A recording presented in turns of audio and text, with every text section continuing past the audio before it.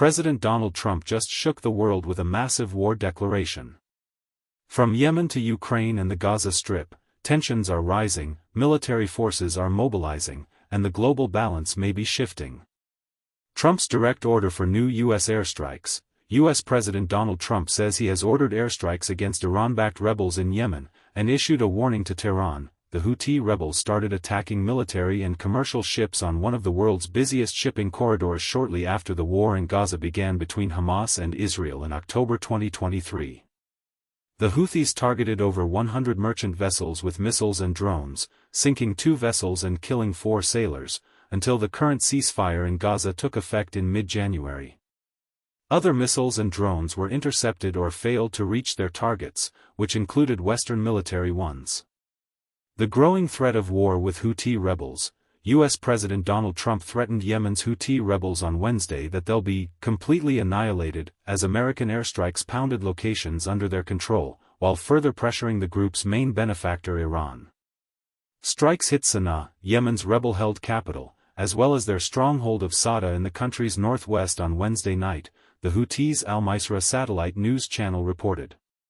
It aired footage showing firefighters battling a blaze in Sana'a and damaged at what it described as a sheep farm in Al-Jawf. His controversial stance on the Ukraine-Russia conflict. China's President Xi Jinping had a call with Russia's President Vladimir Putin on Monday and said he was pleased with Moscow's efforts to hold a summit with the U.S. toward ending the war in Ukraine, state broadcaster reported.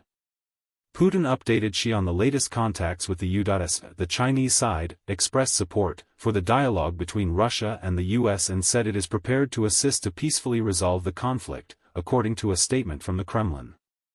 Trump's radical proposal to control the Gaza Strip. Israel has dramatically expanded its footprint in the Gaza Strip since relaunching its war against Hamas last month. It now controls more than 50% of the territory and is squeezing Palestinians into shrinking wedges of land. The largest contiguous area the army controls is around the Gaza border, where the military has razed Palestinian homes, farmland and infrastructure to the point of uninhabitability, according to Israeli soldiers and rights groups. This military buffer zone has doubled in size in recent weeks. The political and global reactions. Governor Andy Beshear crammed 25 meetings with corporate leaders into 2.5 days at the World Economic Forum, promoting Kentucky as the place to expand or build new factories.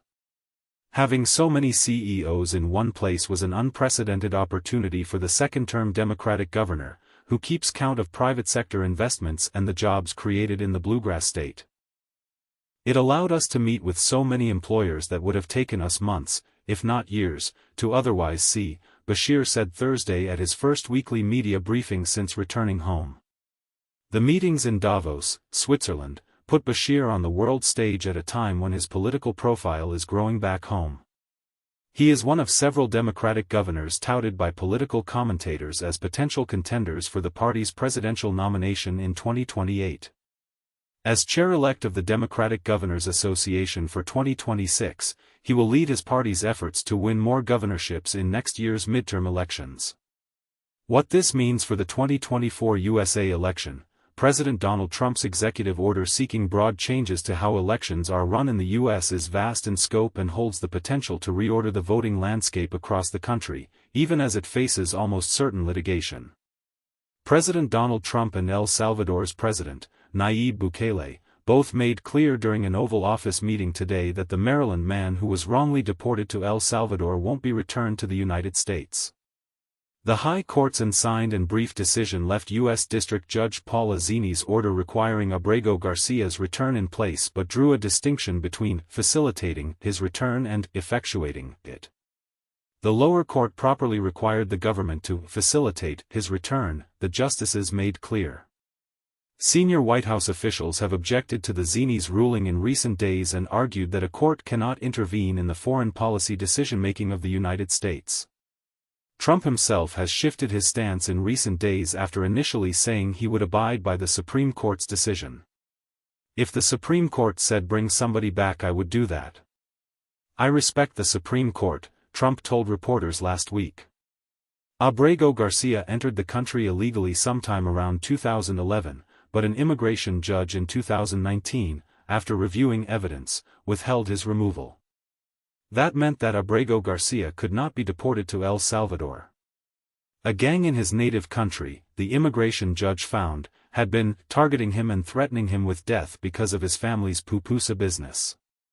President Donald Trump said Monday that he is open to deporting U.S. citizens who are considered violent criminals.